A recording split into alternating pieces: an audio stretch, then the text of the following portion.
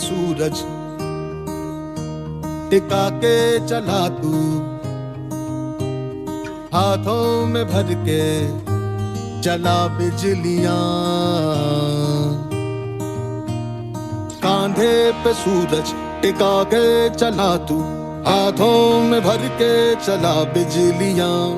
तूफान भी सोचे जिद तेरी कैसी, ऐसा जुनू है किसी में कहा।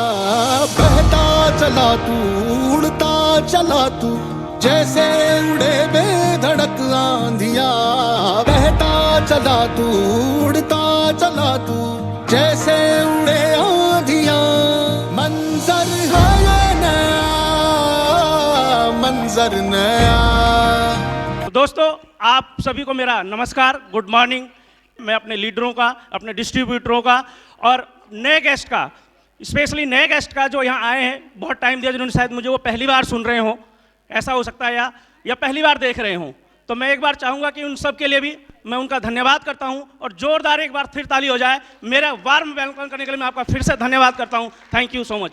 कंपनी के 3 डायरेक्टर, DRS, जैसा आपने जाना, इसका एक श्लोक है, दुनिया रहे साथ। हम तीनों ने एक सोच को लिया और उसको हमने एक जमीन पे उतारने की कोशिश की, जिसमें हम सफल रहे। मैं अगर उसकी बात करूं हमारे अनुभव की, तो मैं सबसे पहले बात करना चाहूँगा धर्मेंद्र जी की, क्योंकि धर्मेंद्र जी को 19 साल का मैनेजमेंट का तजुर्बा है। 19 साल का। इससे पहले जिस कंपनी में वो थे, उन्होंने मैनेजमेंट को वहाँ बहुत बेहतरीन तरीके से चलाया था। तो एक बार मैं चाहता हूँ कि जोरदार उनके लिए ताली हो जाए। दूसरा, जिनको आपने अभी सुना थोड़ी देर पहले, रावत जी को, अगर रावत जी की बात किया जाए तो रावत जी को 17 साल का नेटवर्किंग का अनुभव है। आपका भविष्य ऐसे हाथ में है कि आप इसकी कल्पना नहीं कर सकते अगर सोच लें, क्योंकि उन्होंने जमीन से इस उठके इसको काम को शुरू किया है और आज इस प्लेटफॉर्म को चालू किया है। तो ये कहीं ना कहीं उनकी सोच, DRS की सोच रही होगी, जो आपको यहां तक लाके खड़ा कर दिया। और आपका भविष्य DRS के हाथों में सुरक्षित है और सेफ है। जो हमारा DRS बनाने का सपना था, जो DRS हमने बनाया, वो हमने एक मिशन के तौर पे बनाया।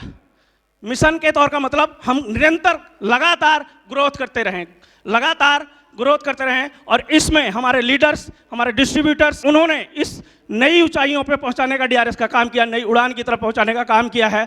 तो मैं उन सब का एक बार फिर धन्यवाद करता हूं कि जो हमारा विजन है, जो मिशन है, जो चीज़ें हैं, वो आपको पूरी तरह क्लियर दिखा दिया गया है एक करके कि 2022 में कंपनी के पास जो अभी 80 प्रोडक्ट हैं, 80 प्लस प्रोडक्ट हैं, वो 120 प्लस 2022 में प्रोडक्ट्स हो जाएंगे। और 2023 में जो कंपनी का R&D सेंटर लगाने की बात हो रही है और मैन्युफैक्चरिंग लगाने का यूनिट की बात हो रही है, वो भी कंपनी बहुत जल्दी करने वाली है। हमारा जो मैनेजमेंट है, हमने इतना मजबूत कर दिया है कि आने वाले 100 सालों तक भी जो मिलने वाली है वो बहुत शानदार है। इसमें मैं अपने लीडर्स और डिस्ट्रीब्यूटर्स का बहुत धन्यवाद करता हूँ, क्योंकि मैं अगर बात करूँ, सुपर स्टार आपको कभी नहीं बनना है। क्या नहीं बनना है? सुपर स्टार आपको कभी नहीं बनना है, क्योंकि अगर आप सुपर स्टार बने तो लोग आपसे कनेक्ट नहीं हो पाएंगे। ये आप ध्यान कर लीजिए। अगर आपको बड़ा कुछ करना है तो आपको सुपर स्टार नहीं बनना है, आपको बनना है रोल मॉडल। आपकी A टीम हो, B टीम हो, कोर टीम हो, कोई भी टीम हो, आप अगर रोल मॉडल हैं तो आपको कहीं जहां आप जाएं, आपका बिजनेस ग्रो करता हुआ चला जाएगा, आपका बिजनेस ग्रो करता है, क्योंकि रोल मॉडल होना ही सबसे बड़ा है। मैं इसके ऊपर एक छोटी सी कहानी सुना सकता हूं। आप सभी ने रामायण देखी है? रामायण के बारे में हम सभी लोग जानते हैं। रामायण में एक कैरेक्टर है भगवान राम। यस या नो? भगवान राम को 14 साल के अंदर उनका राज तिलक, जब वो आए वहां से शिक्षा लेके, तो उनको क्या मिलने वाला था? राजगद्दी, राज तिलक। और क्या मिला उन्हें? अगले ही दिन वनवास। क्या मिला? वनवास मिला।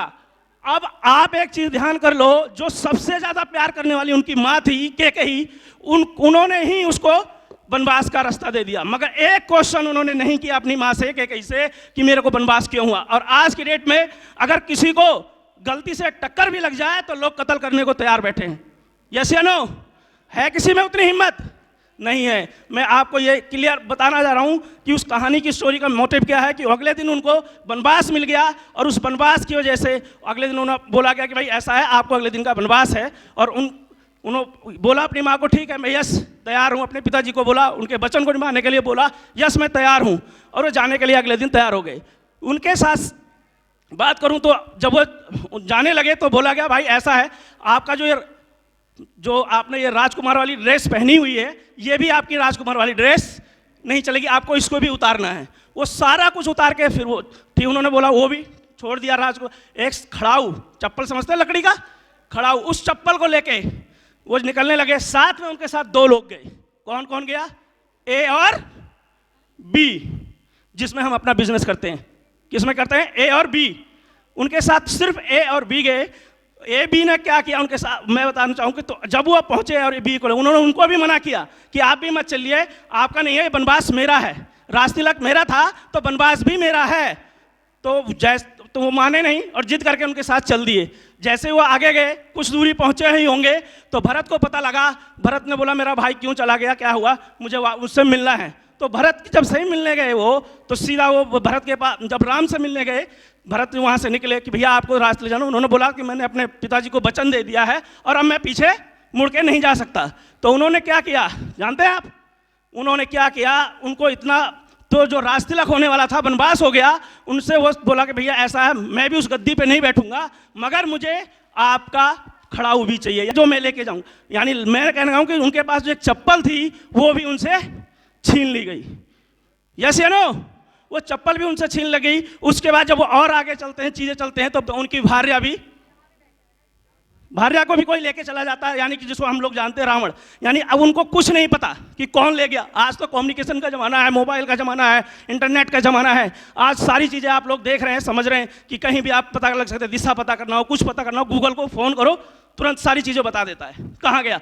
मगर कुछ ना होते हुए भी उनका जो आत्मविश्वास था, आज किसी का अगर 100,000 रुपये या 100 रुपये गिर जाए तो उसको बड़ा दुख होता है। उनकी तो भार्या ही चली गई थी। फिर उन्होंने वहाँ से एक निर्णय लिया, आगे बढ़ा, तो उनको एक सुग्रीव जी मिले, उनकी वानर सेना तैयार हुई, उनकी चीज़ें तैयार हुई। जब वो आगे पहुँचे, जो लास्ट टाइम जब रावण से और उनका जब युद्ध हुआ, जो चीज़ें हुई, उस चीज़ में जब सारा चीज़ युद्ध खत्म हो गया कि रावण जब सैया पे था, तो रावण ने एक चीज़ बोली उनसे, जो सबसे शानदार इस कॉन्सेप्ट का जो मतलब है, जो मैं आपको समझाना चाहता हूँ क्या है ये, कि ये जो रावण ने बोला उनको कि मैं यश में बड़ा, मैं राजा, मेरे जो देवता हैं, चाहे वो कोई भी देवता, तीनों लोगों का मैं राजा, सारी दुनिया पे मैं राज करता हूँ, और मेरी सेना तुझसे बड़ी, तू बंदर भालू लेके आ गया और तूने मेरे को हरा दिया, ऐसा क्या है तेरे अंदर?